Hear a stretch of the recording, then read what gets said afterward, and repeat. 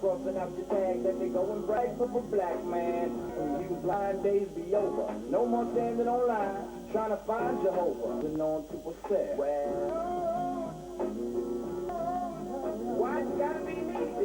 I just came to chill. Came to school, that's that rapping nigga. I thought he was my main thing. I'm just here with my ladies, and they came out, I'm a product of the streets, and I couldn't make no beats. All the real hard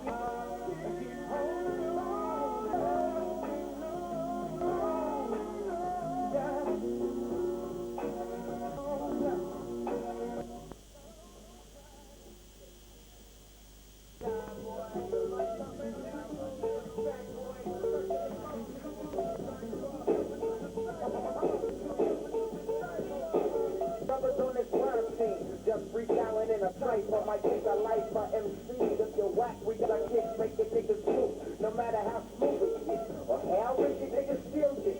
A kill, you can sound like the dog from the town of the rule. You ain't got the earth partial scholarship, but my style so heavy, it makes me lean when I drop. See, you're spinning like the washing machine before it stops, going all out. That's the shoot these motherfuckers say, on a mission from Cleveland, riding in from out of state. So ready, don't say, because there's no rules here. I remember you on the bail, down to the road jail. Now rules, that's where we scheme and we fight on the late night. Stand over, original Flatbush band, control the jam. Like that I met, my cafe is a camp when they like your girlfriend. Pregnant with twins, after Thanksgiving in the east.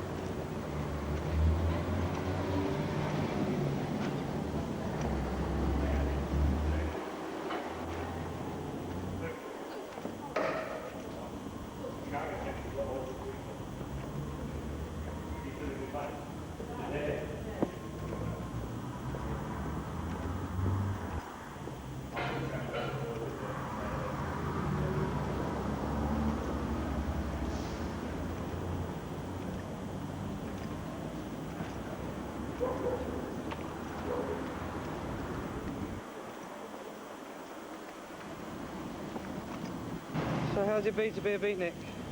Yes, I'm not a big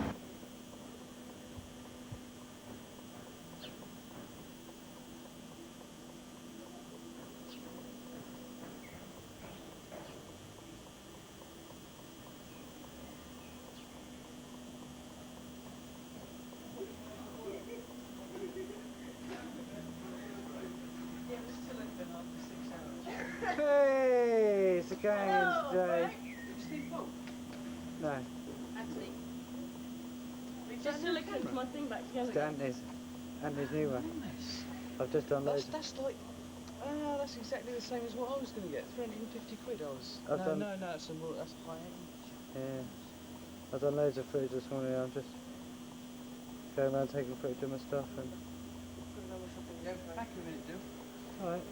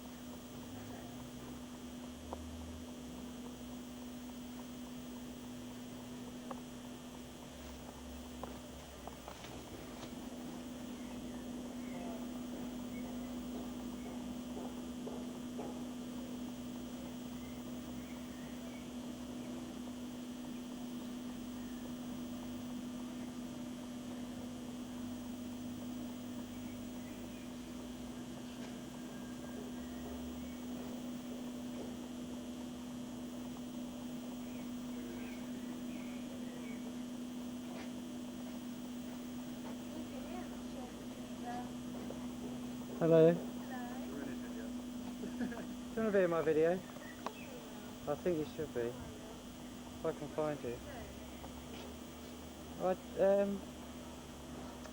What would you like us to do? What are you going to get? No, Mark, that's terrible. You can always rely on Mark, can't you, Catherine? There's a happy couple.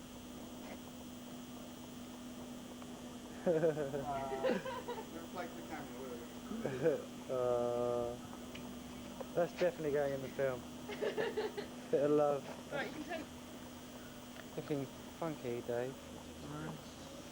do you want us to do a dodgy porno thing in the bushes? In the bushes? I'm going. No, not this time, man. There's Stu. Hi, Stu.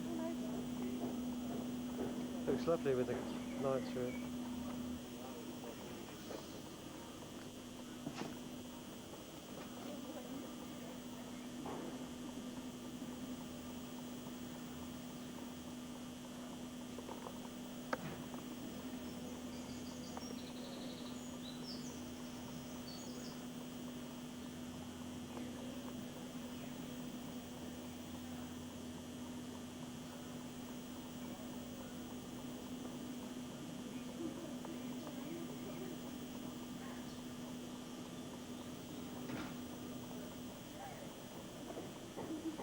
I will allow you to do that, okay?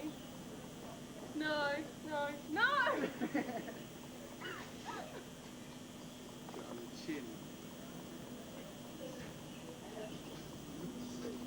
Hey, it's little Jack. Little Matt.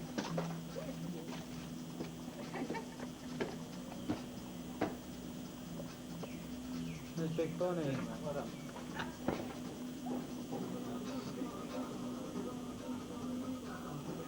Give us one of those happy looks, Bonnie. Yes, it'll be fine. I think it's a marvellous idea. Oh, And I was thinking, yeah, we could like, would you like your work to be in the reception area? mine is. Yours would look really Mine, nice. it has to be, really. I think it would look good in the reception. Yeah. Because I want mine on the brick wall in the reception. Yeah, So we're up together. yeah. Hey. I like that. You're a result of like postmodern 20th century military what's name? G.I. Jane. You are now G.I. Jane in my film.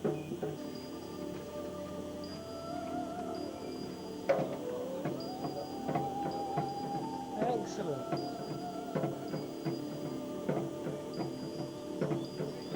Excellent.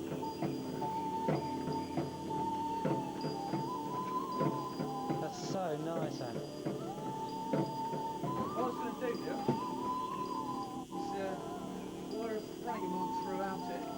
the drawing machine there.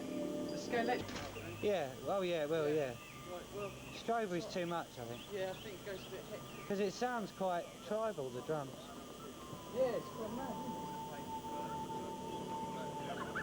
How does that... Like the sports motion. No, the flexi zoom. You should have a little... Yeah, it's on the front here. Here, look. Because I was gonna buy one of them. It's a good camera. Yeah. I'm just, oh, Jack, every frame is just a gem with you in it. Oh, yes. Wait. Yeah.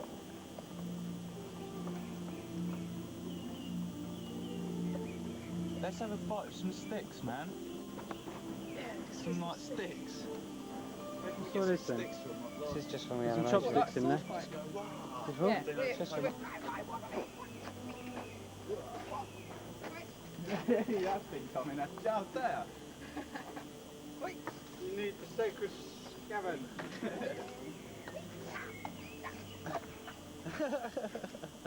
I'm sure it should be dubbed.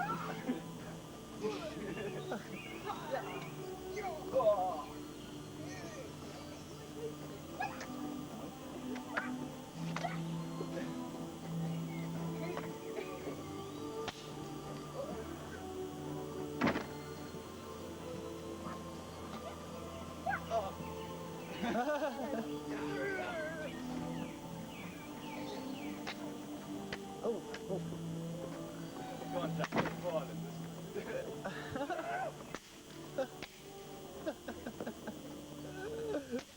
Jack, Jack.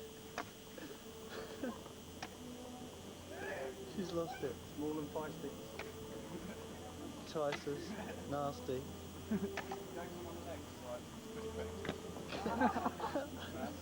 Good thing you jumped.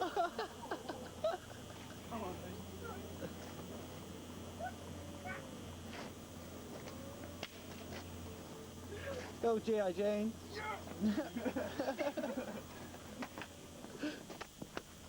Oh yeah. I'll have a dagger by the end of it. Just stop when you're tired. Let's Yeah. carry on now. Why? Oh, did it? What did you use? Polyfiller?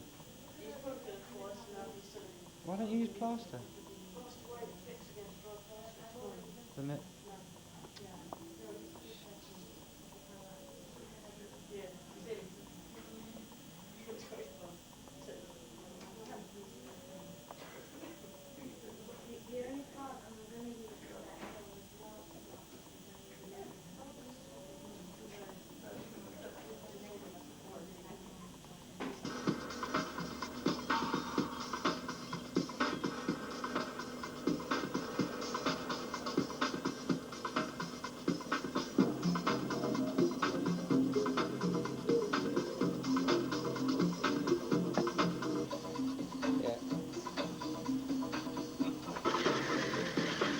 Just go that far. Nice. It's got a wheel missing as well. That's good. Makes more of a sound. Can't you glue gun something to the top of it and it hit bells as it Yeah, goes that's round? what I'm doing. Yeah. Alright.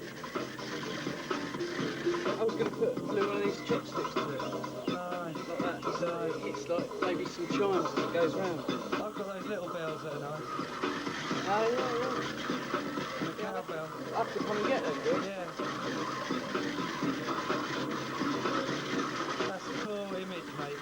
That is a wicked image, mate. With the painting in the background. Yeah, right. And it's quite nice to do. Oh yeah, clear your nose for us, Doug, will you?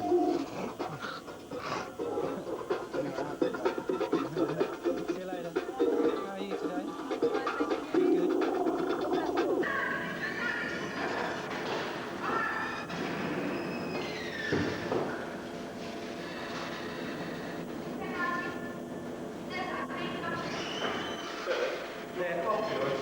Have a tea, please. Oh no. No, mate, I'll get a can of something. Just get yourself a tea then. Get 2 cans.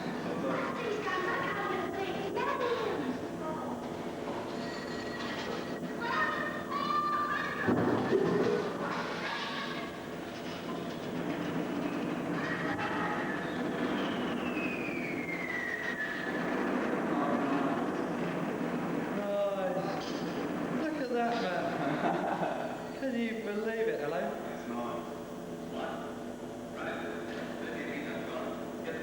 Excellent. It's going to be a good video, dude. It's in the art college, mate.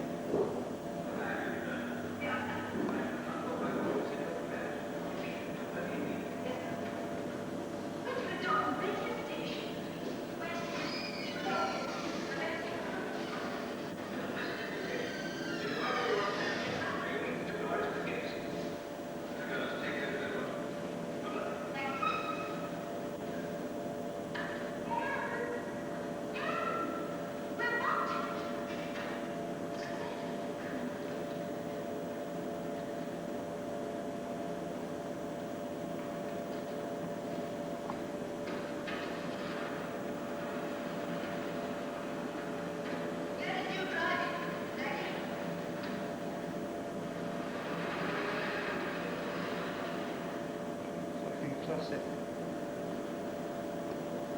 Classic case of interconnection.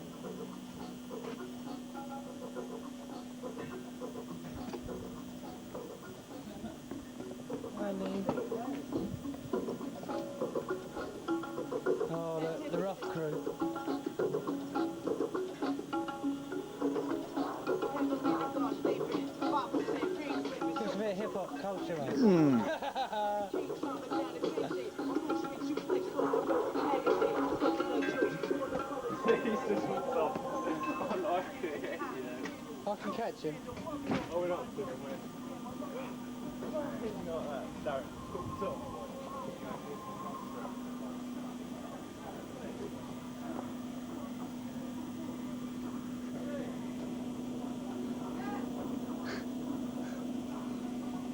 Darren doesn't like it.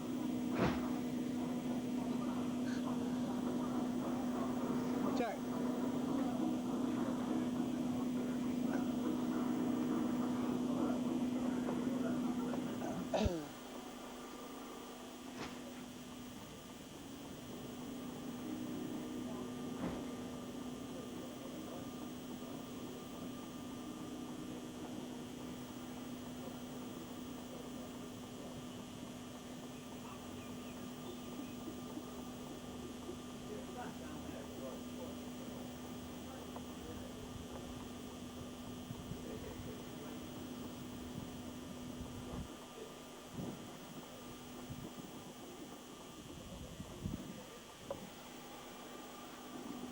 Here comes the soldiers. Here comes the Blow 'em soldiers. up.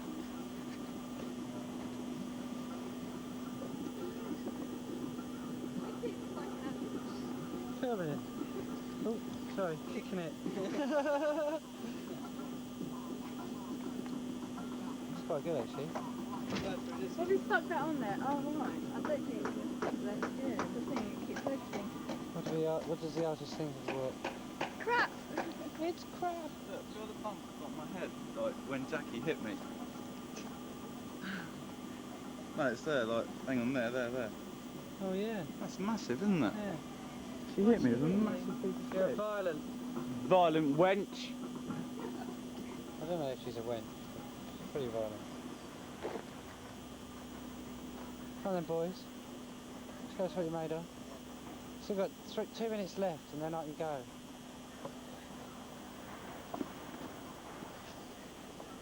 That's been really horrible. Oh, little Darren. He's not happy, is he?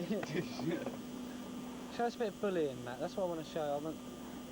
Bullying, eh? A bit bullying. Bullying. No, don't you give him wedges and things.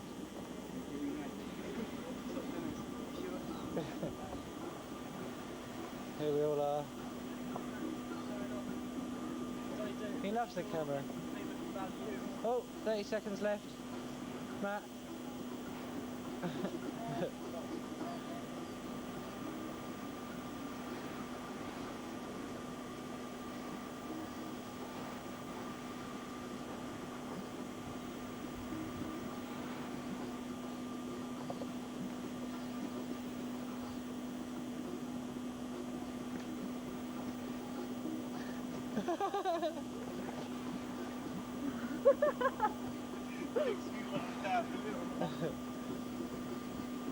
There we go. You should be after him.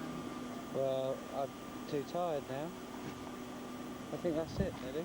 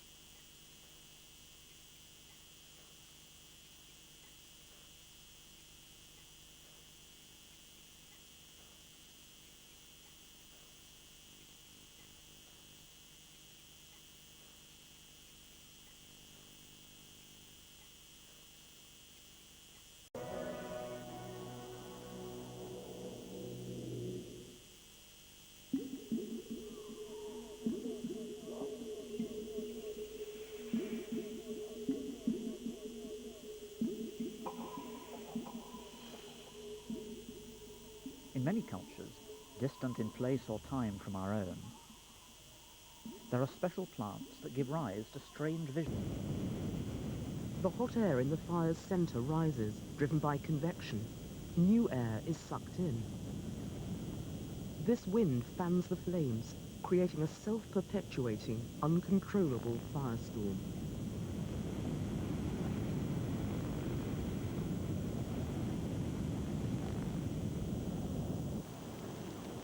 It's bad enough to lose a forest. In a recent hot, dry Australian summer, fire reached the suburbs of Sydney itself. It was on New Year's Day, 1994.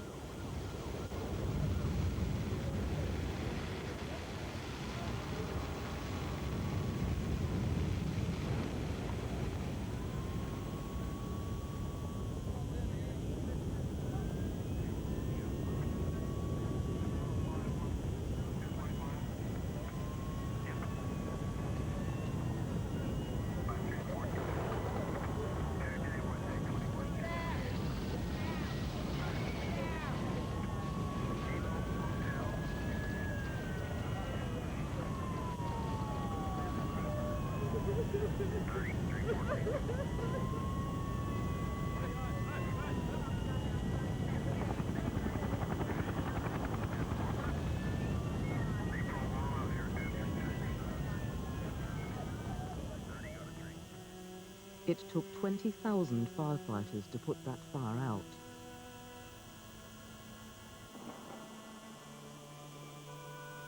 Fire may have been the friend of the first Australians, but to urban society, it's a deadly enemy. We can create it, but we can never fully control it.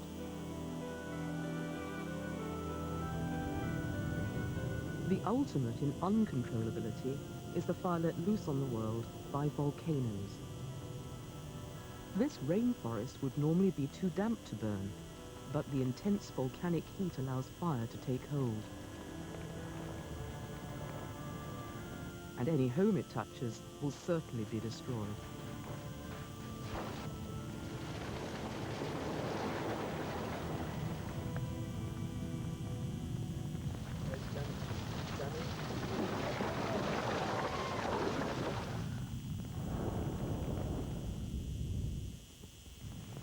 For most wildfires, it's the kind of vegetation that governs how long and how hot it will burn. There are three main types. Forest fires can be vast, but burn slowly because they have little undergrowth to spread them. But if the tops of the trees ignite, the intensity of the fire and its temperature increase dramatically.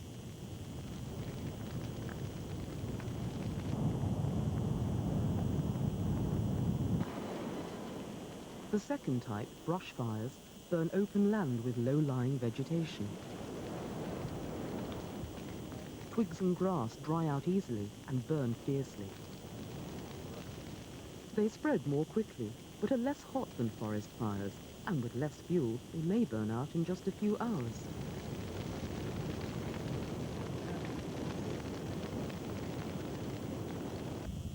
The third type, grass fires, spread very fast, at up to 60 miles an hour.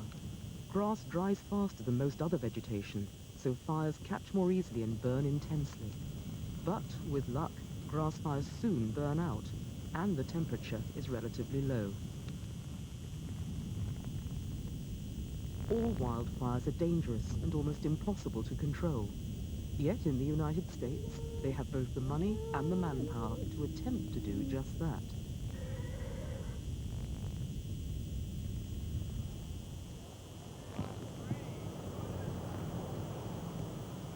In a small fire, with flames only 4 feet high, trained firefighters can put it out using hand tools.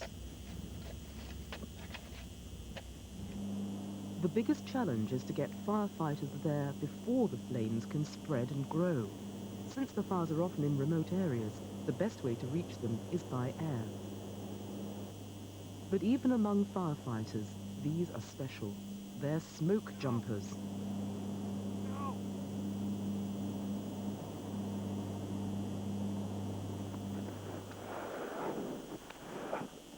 All right. 90% of the fires they jump to cover less than 1/10 of an acre. We're going after our jump spot right there. It will take about 4 smoke jumpers to put them out. Okay. Where? All right. Yeah. There you go.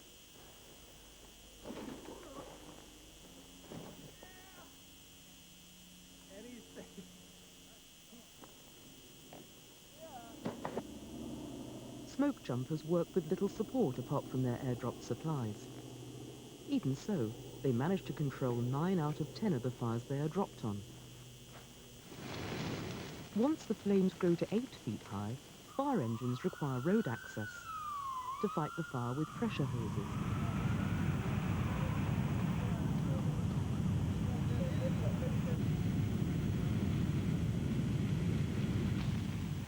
To fight fires with larger flames, they send in air power.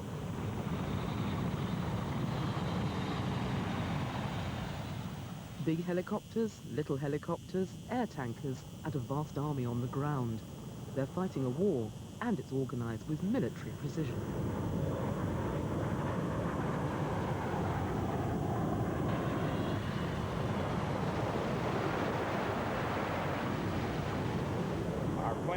soften the fire up with the helicopters where we can get in and work it.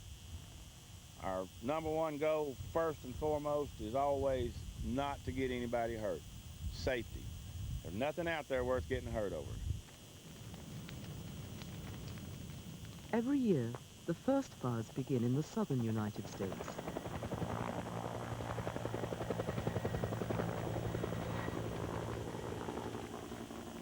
In 1996, the winter in Texas had been dry and the spring was hot, and then there was a drought. We do have some resources available that are not normally available to this part of the state. As we speak, the air attack plane is coming in. Right now, what we're thinking is there's a kind of a breach in the line over there on the southeast corner where it goes into the river. We're probably going to start some work over there. Wildfires are often too big to attack directly, so this helicopter is not heading for the fire, it's dropping on the ground ahead of it. By wetting the grass, they starve the fire of its fuel, so eventually the fire will die out. I think we're pretty good shape north of where we've done this backfire. I'm just worried about from the river up. Looks like a crossing here on that river, right? Okay, right there's where the layout is. Start from the river and head north as far as you can go. Sometimes, the firefighters deliberately set fire to the grass to burn out areas of fuel in front of the main fire. That, too, will eventually starve it to death.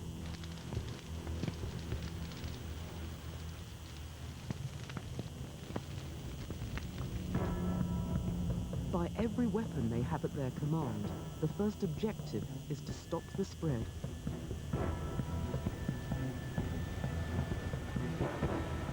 This will be a fire line, a strip of bare earth that the fire can't jump.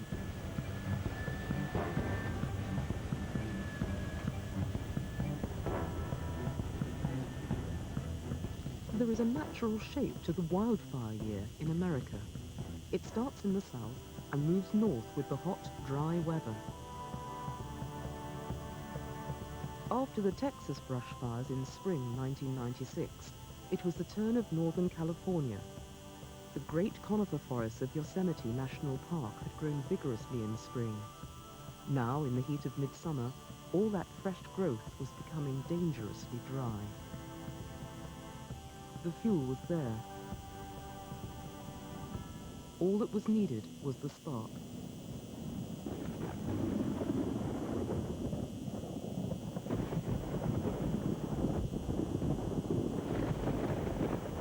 I got the call about 5 o'clock in the morning, and I'd heard the grumblings in the distance of the lightning, and kept telling myself, oh, it's out in the valley, it's not up on the forest.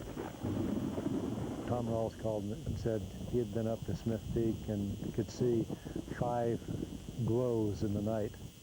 Glows in the night. That means fires started by lightning. They were on their way.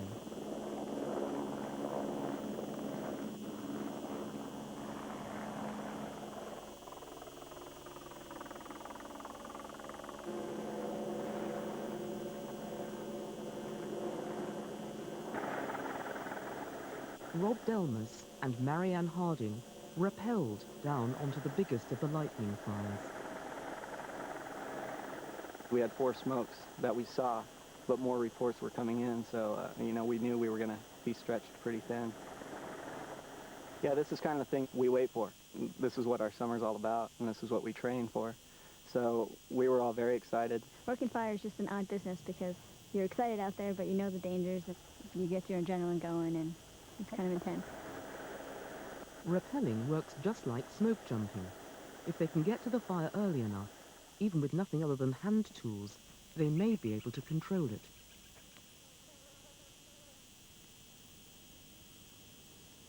But in this case, they could.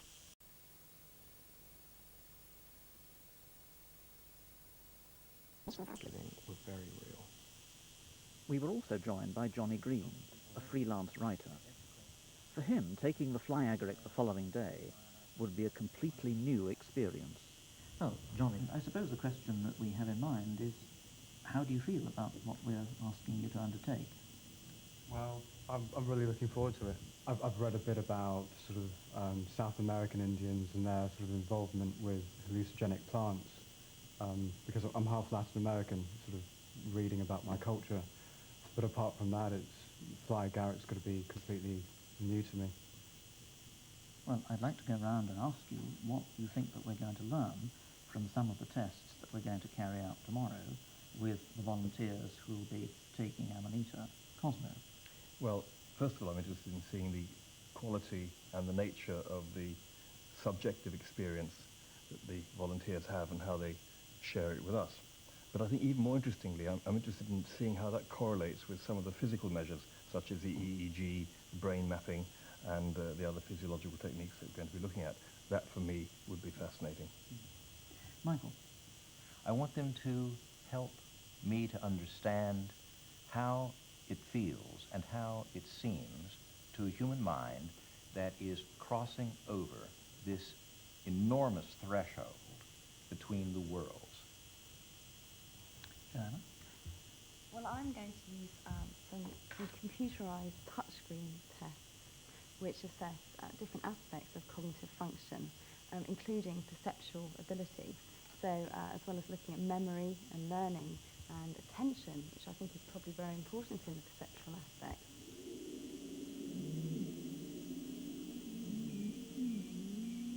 It was not long before a fundamental disagreement developed between my guests. Cosmo and Joanna, as scientists interested in the physical and mental aspects of the mushroom, saw it as distorting the world, while Michael saw it as giving us access to new and different perceptions, new interpretations of reality. We have a historic record going back over 3 centuries and involving reports from 30 or 40 credible witnesses that these mushrooms do in fact initiate a very extraordinary phenomenon. Well, are you saying that taking this mushroom makes you see little things that look like fairies? No.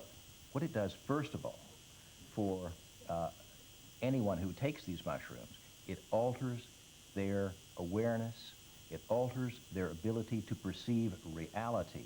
And that is the fairyland or the outland or the otherworldly phenomenon we're talking about. You're really saying that taking these mushrooms allows you to see another reality. I may be somewhat slow here, but I can't see why we're not just dealing with an illusion and even an hallucination. Now, you can learn a lot from illusions, they can be very entertaining, they can tell you a lot, but they're not real. And you're talking about this being a real other world. You said we've got to decide whether these things are actually real or whether this is actually valid. Now, that sort of terminology is not scientific. It is totally subjective. And I think we should examine the phenomenon before we try to conclude what might or what might not exist in nature. Cosmo later rightly reminded us of the need for medical supervision, for the mushroom is highly toxic in overdose. I think we have to be a little bit careful about the dangers of exotic drugs. No doubt about that. They have side effects. They can cause mental illness if taken in overdose. They can cause death. They can cause coma. They're extremely powerful chemicals. They could be seen, and they could be, I think, validly described as very powerful scientific instruments. And of course, they should be respected. They certainly should not be dallied with or played with or fooled with. As the team turned in, I wondered what the next day's experiment would bring. For we were about to investigate something that had never previously undergone scientific scrutiny.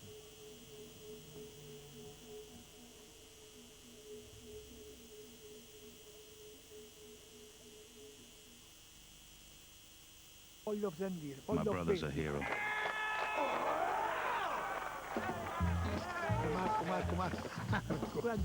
A champion. Everybody loves him. He's the reason I own him.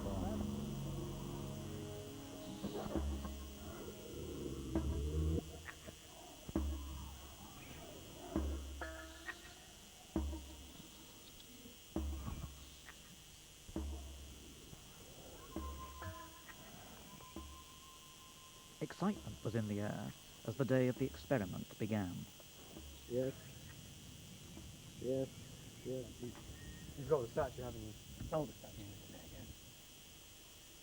We had come to find out whether the fly agaric was part of a lost worldview in which nature is alive with spirits, and whether this might have given us the idea of little people and other mythical images. Can we recreate this world through the mushroom?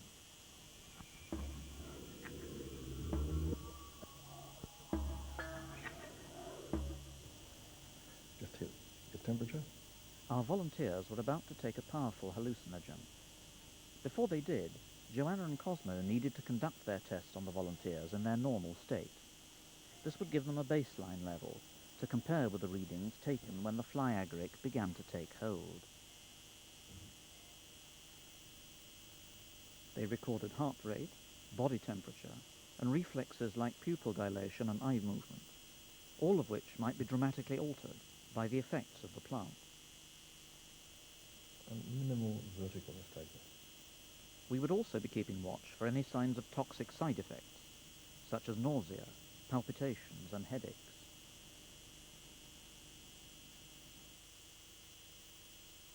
Okay, so which one was it?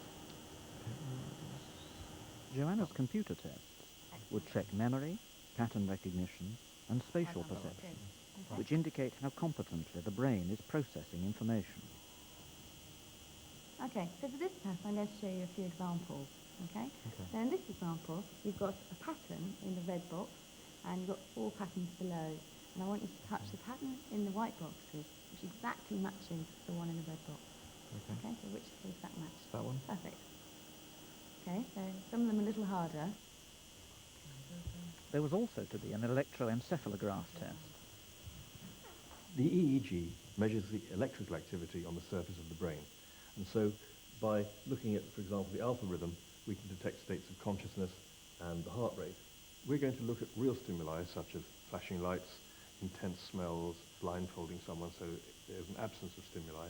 And we are looking to see whether there are internally generated stimuli such as hallucinations, illusions, or altered states of consciousness, which may be recognized as being distinct from real external stimuli.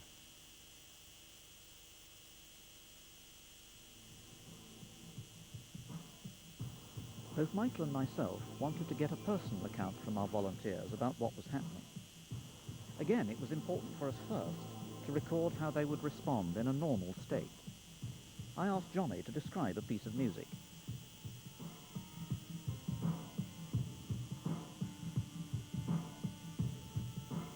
It's a very slow, atmospheric, regular beat, quite hard, and lots of other sounds sort of going on in the background. So there are lots of very different types of sound, high-pitched and low-pitched. So I'm sensing it as very relaxing. It's very regular, it's almost hypnotic, very rhythmical, but quite slow and relaxing.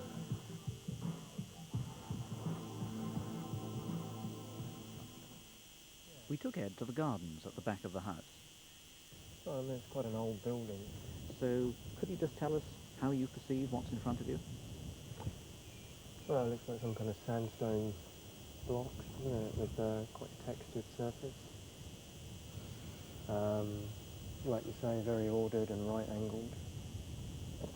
I mean, there are sort of different patterns within the stones, but nothing particularly striking.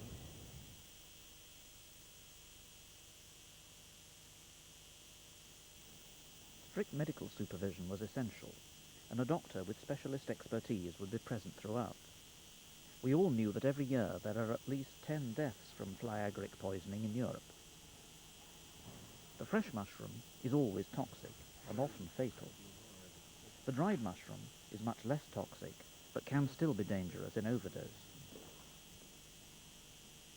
Just after 4:31, when Ed had been hooked up to the EEG machine, we were ready to begin the experiment. Ed and Johnny took a precise dose of the dried mushroom. Then we waited.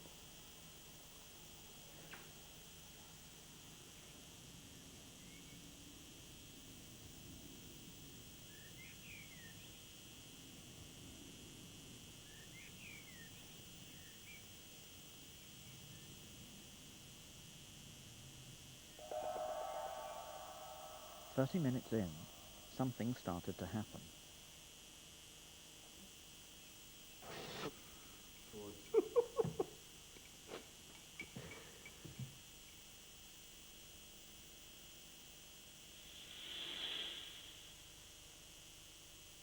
I'd say there's a definite sense, I don't know, for me anyway, there's like a definite sense that reality is altering slightly, or my perception is altering slightly. I have a definite sense of the static in the air. I think I'm having trouble finding words to get out of my mouth at the moment. Seems like my kind of rational brain seems to be turning off. I don't have really strong sensations. I get the odd wave where I feel, I don't know, that my touch has maybe changed slightly. Things feel slightly different, but nothing very strong yet. I do actually have quite a strange sensation. It's almost as if there's a weight, like something heavy, inside my head, just under this bit, sort of at the top, and it's being pulled up and sort of pushing my head down, and it's quite strong. Are you feeling anxious? No, not really. Okay, let's just try your temperature. Johnny was feeling relatively unchanged, but Cosmo's physiological test showed the mushroom was taking effect. According to this, you have a temperature of 100.4 or 38 degrees. A little bit raised. Really? What would it normally be? 37. So just slightly raised. Your eyes are a little bit red, aren't they? Is that usually that colour, or are they? Not usually. No.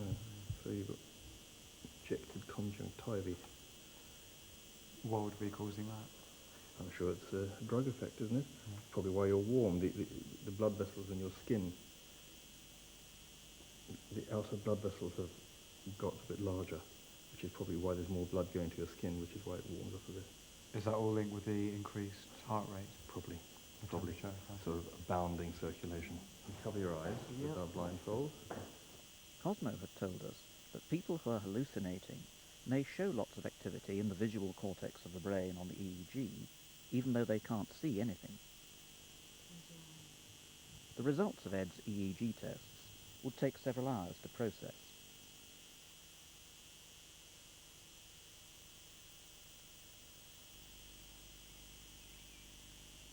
The experiment was still in its infancy, but the effects were starting to get stronger. Ed and Johnny wanted to be outdoors.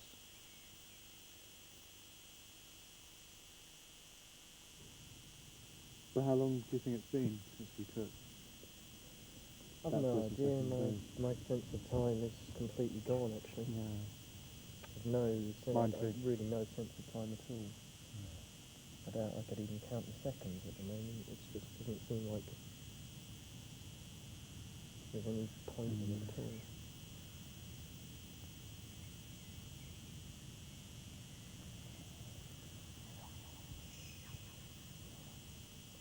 It's almost like I'm two people in one. There's just one person that's completely sober, you know, and he's looking at you, and I'm talking to you as I was talking to you sort of half an hour ago before I took anything. But the other half sort of completely different, sort of very speedy, sort of heightened energy, you know, moving around. So I'm not torn between the two. It's quite interesting.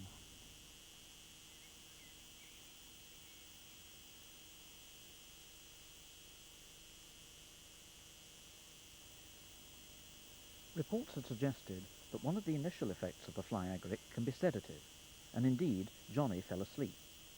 It's only on waking that the full effects of the mushroom were said to begin to take hold.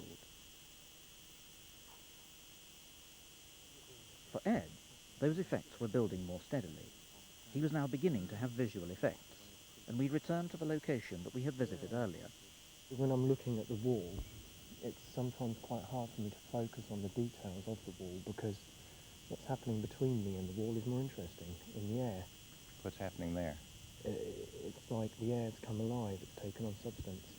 And how does it look to you? Well, it's not even totally visible, but there's a big suggestion of the air being made up of much larger units, which are kind of moving around in different ways and different changing shape. And sometimes when it changes shape, you get sort of bars of light moving around, or little pinpoints of light jumping about, and lots of little patterns of light doing interesting things. And can you look my hands and oh, blimey. Just here, this layer I was talking about, this kind of blanket surrounding my head, is totally fuzzy. I can't, well, I can see through it, but it's a total blur. It's like when you've got running eyes or something, totally blurred like that. Yeah, and that's just like a layer. You're looking at Andrew here. Yeah. Tell us how he looks. Does he have any surrounding phenomena? Yeah, Andrew has a bit of a heat haze around him. It's very much like a heat haze in the desert, this thing. It's like, yeah, the air's still transparent, but it's shimmering, it's wavering around him. Mostly around his head.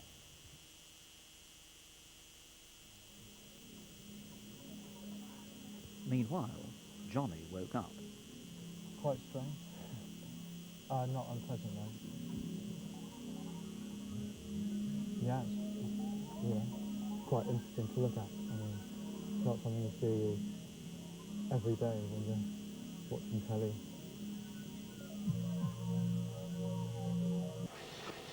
I think Ed woke me up, and my visual experience was something I'm still getting. It's like, if I look at that point there, that's sort of being zipped or dragged. You know, almost like, imagine what you're seeing as a screen across my screen. So it looks like it's moving, and it's moving at sort of rhythmical intervals, like 1, 2, 3, 4, 5, 6. You know, constantly. Everything I'm looking at, apart from this sort of one corner, is moving.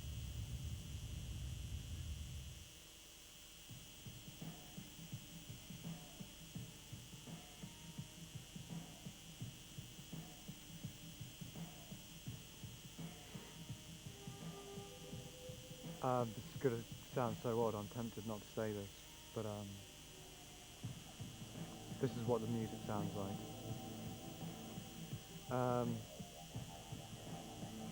I can almost see the music coming out of the stereo. It's not a colour, it's just, I don't know, imagine like a car zipping by and you maybe see just a trace on the road.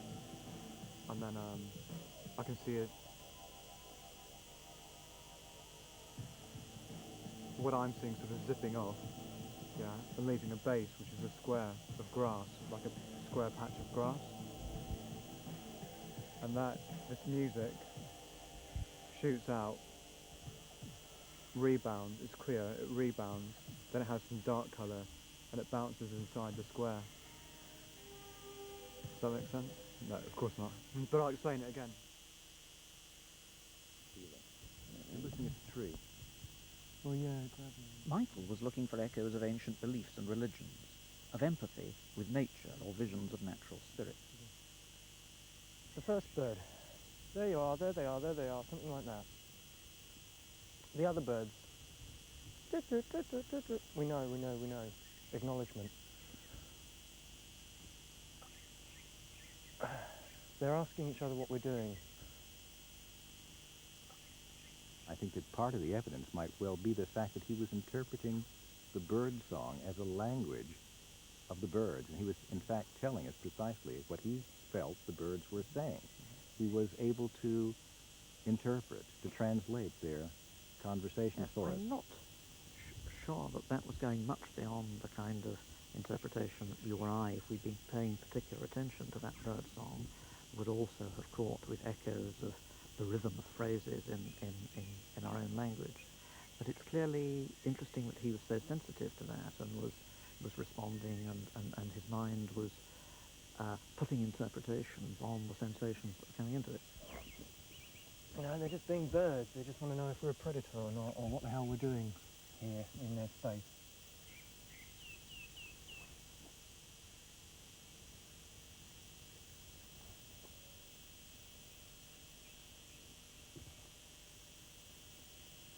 You know, they've gone quieter now. They've got used to us. The alarm's over. That's right. Now they're talking amongst themselves about whatever birds talk about.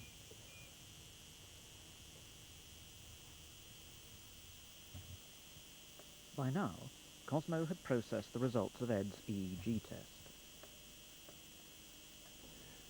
Here, for example, is Ed's brain with his eyes closed and blindfolded.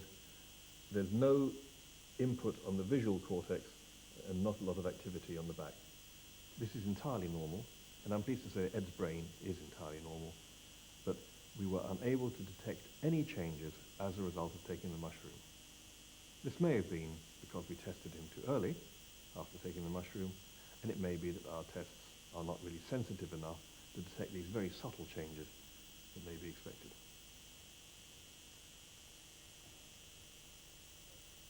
We were also looking for signs of size distortion, as described in Alice in Wonderland.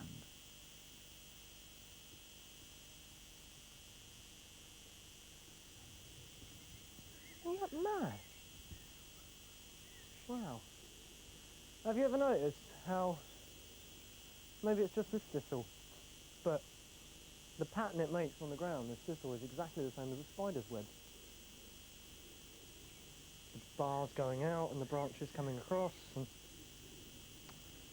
exactly like a spider's web. What was interesting is that he wasn't categorizing things in terms of getting bigger or getting smaller, but there seemed to be a sort of ambiguity about size rather than a definite sensation of growth or contraction. He does seem to be far more vague about the size of things. It has lost its importance. He did say the house was larger than it had seemed this morning. Something else was that his time, his sense of time, and the passage of time has altered radically, and he's made that very clear as well. The time seems to have altered more than the sense of size. Absolutely. We've been asking him questions about size, spatiality. and that doesn't seem to have quite the same resonance, but time certainly is what has been altered and distorted in all this. Indeed.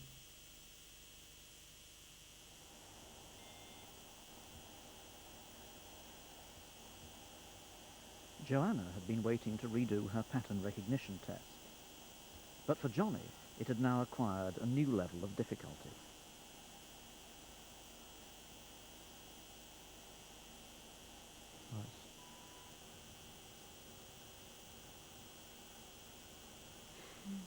I mean, they're changing, the shape of them is changing, and they're sort of looking like other things, shapes. So it's harder to remember what they actually are, you see what I mean? Because you're looking out for other things, yeah. I'm not bothered about getting a high score, I'm just quite interested in how the shapes change. The distraction of the patterns moving and changing as Johnny looked at them had clearly affected his concentration. Joanna's results showed that analytical and logical processing were weakened.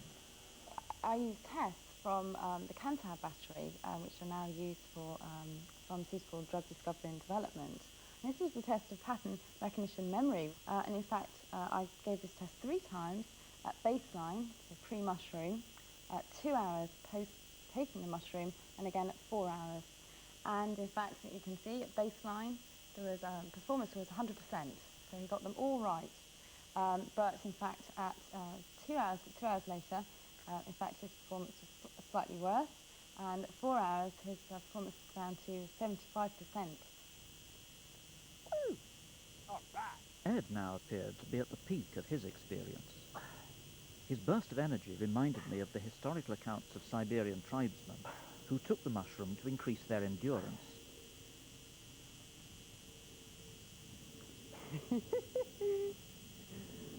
Yeehaw!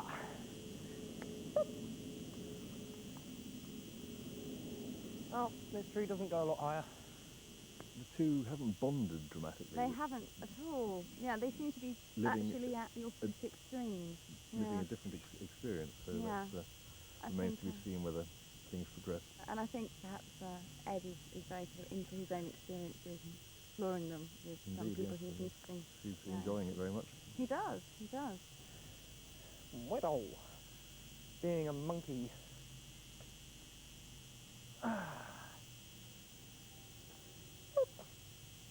Where are my footfolds? Or footholds? Ed's exuberant activity was puzzling. GABA has a predominantly sedative effect. So now Joe and Cosmo had to reassess their earlier theories. How does that feel? It feels great, eh?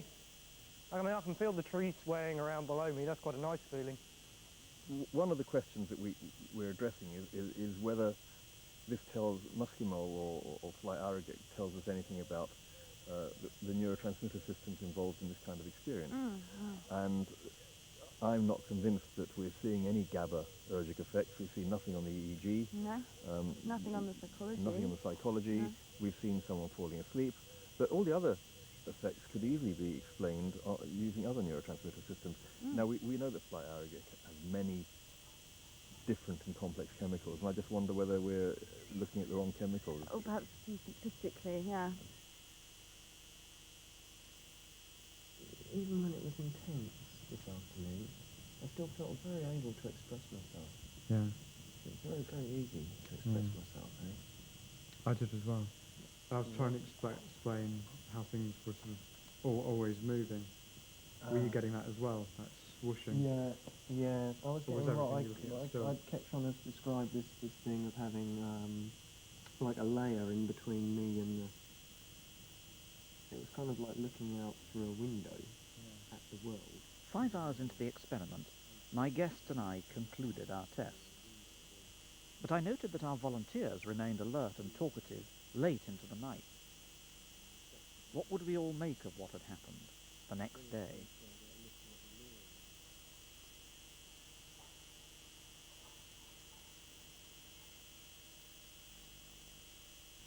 Now than we were yesterday.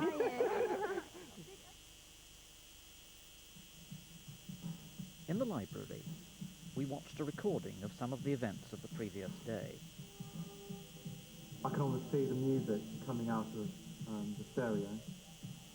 It's not a colour, it's just, I don't know, imagine like a car zipping by and you... I could see things more clearly. All colours were sort of enhanced, and there were lots more differences between different colours. Like, I'd look at, you know, all the greenness in front of me. Normally just look like greenness, fields and trees, but when I looked at it yesterday, I mean, there were like so many different greens, and there were very sort of different shades of green. Is that because you're more focused on a very specific area of your visual field? It felt like it was because my senses were more open, and I was hearing the slightest thing, you know. I could hear like every bird in the vicinity, and I was much more aware of what my senses were picking up. Do you listen to a lot of music? I mean, are you aware of what sound does?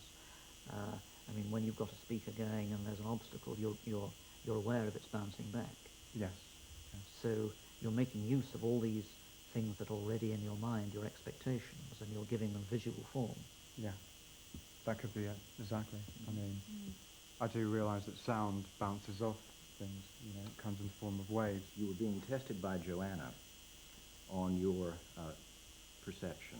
Yeah. And she was asking you to identify various patterns.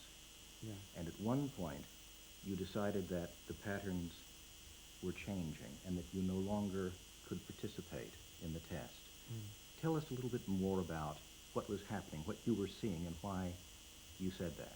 Yeah. The whole experience just felt quite strange and alien. Like, why were they, you know, now I can realise why they were testing, you know, whether I had sort of memory of the same shapes, but it became irrelevant because the shapes were changing in front of my eyes, you know, like a V sign sort of became like a zigzaggy line, and I don't know, blues were changing to greens slightly, and squares were turning into ovals. The only way I could describe what it looked like is like when you're driving down a hot road and you see that heat haze on the road, that shimmering. Or, you know, you get it in the desert as well.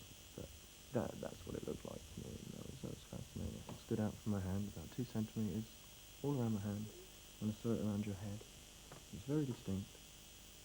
So would you say that this was a particularly powerful and important experience to you personally? Definitely. I mean, it was a very strong experience. It's nothing like I've ever experienced. It's hard to compare it to anything else. It's like asking somebody to describe what it's like to be drunk to somebody who's never been drunk before, I mean, you could say I felt a bit dizzy or, you know, I felt a bit ill, but you can never convey completely that sensation. And what I was feeling was like very distinct.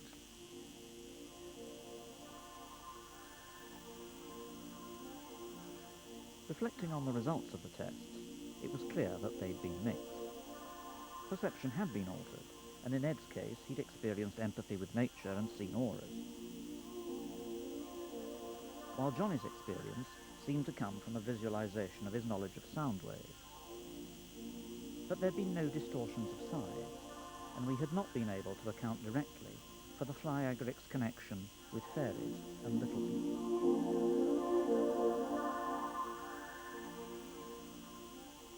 So, Michael, what do you think you learned from what you've seen? We've made perhaps the first short step towards a deeper understanding of the way the mind works. We've seen that a possible way of investigating the functions of the mind exists within the chemistry of the Amanita muscaria. And we've also identified two subjects who might be described as psychonauts, who at some stage could perhaps help us develop a cartography of the conscious mind. As scientists, Joanna and Cosmo were rather more sceptical. I think what we currently have are very good tests of memory function, for example. But what we don't have is a test of how amazing the feeling is. And I think that what I can tell you is about the nuts and bolts, which relates very closely to those feelings, but actually has an inverse relationship. I don't think we've learned a great deal about the brain chemistry, and I don't think we've learned anything about little people, the other world, and dwarves and elves. And I say that because both of the boys had different experiences. None of them talked about small objects, distortions in size. None of them had, as far as I know, hallucinations and saw things that weren't there. They may have had slight distortions of perception. When we tested their distortions of perception, they were actually not even true illusions. They were false interferences with what they were seeing. Cosmo did, however, have a theory to explain the visual effects experienced by the volunteers. The phenomenon that I observe is the human brain is very good at pattern recognition, and if you give it one stimulus and another one, it'll very quickly make a link between the two. And usually the link is true, and we're very good at fitting patterns into the world. But when the brain is being disorganized and disinhibited, and clues are taken away from it, it'll start inventing the missing gaps. But why do we fill those gaps differently? From my own point of view as an anthropologist, I was inclined to stress the importance of the cultural and the ritual context in which the plant is taken. The crucial thing is what you bring to these experiences, that there really isn't a sort of mechanical relationship between taking a substance and having a certain experience. What you're doing is altering your consciousness so that you feel that something different is occurring. And in a sense, this is the clue to why it's being used in ritual contexts, that what's important is undergoing the transition. So it's the expectations which determine the interpretation and determine the significance of it. It wasn't long before our different perspectives led to disagreements. We are dealing with an extremely powerful hallucinogen, and it does alter the perception of the individual who consumes it. And that puts us in the position of dealing with what could become a very interesting, useful, and perhaps important way of investigating consciousness and the way the mind works. People used hallucinogens in the 60s as a way of exploring the mind, and they were used therapeutically before this was put a stop to by the authorities. And a lot of patients described extremely bad experiences as a result of the therapeutic use of LSD. And of course, the current research that is taking place is to measure if and to what extent the brain is damaged permanently by taking hallucinogens. So I think one has to be slightly careful about advocating them as a therapeutic tool. Who has been advocating them as a therapeutic tool? I don't think anyone in this group has been, and I would refusing I to would accept? suggest. Oh no, absolutely wrong. But This is, I Michael- want to make a crucial point here. It's very crucial right now in the history of science. There is a clear distinction. One person in this group, perhaps others, would like to exclude an entire class of botanical and organic substances from scientific research. And I want to demur from that opinion because I think they are very important and potentially powerful instruments for investigating the mind. You're giving a very positive description of what you've seen, and yet from the other side, one is receiving a description which is one of disablement and impairment. How do we square these two accounts of the same experience? From one perspective, certain functions of the mind might well be impaired while enhancing other unmeasurable, or at least heretofore unmeasurable, functions that are still taking place within the mind, as we well know from the reports we received this weekend. That seems to be an important item of disagreement, because... No, I would agree with Michael, absolutely. I think what I can really report is the facts, but I fully agree that there is a whole level above that we cannot explore because we do not so far have the means. And exploring human consciousness was exactly what Michael thought we should be doing. I think an interesting project deriving from the findings of this weekend might well be to look forward to a new wave of technology within science, which might equip us with more powerful instrumentation to examine what must be regarded as one of the most crucial issues facing civilization today. As my guests departed, I was left to reflect on the fascinating events of the last 3 days. There's little doubt that the flying agaric dramatically affects human emotions and perceptions. In ancient societies, this could well have given reality to a belief in natural spirits. But nothing that had happened over the weekend had persuaded my guests to change their initial opinions. Those effects were a mere mental distortion or a gateway to another reality. As with our volunteers, what the scientists had derived from the experience seemed to depend on what they had brought to it. But I was in no doubt that the experiment had been worthwhile, and there were many other plants still to explore.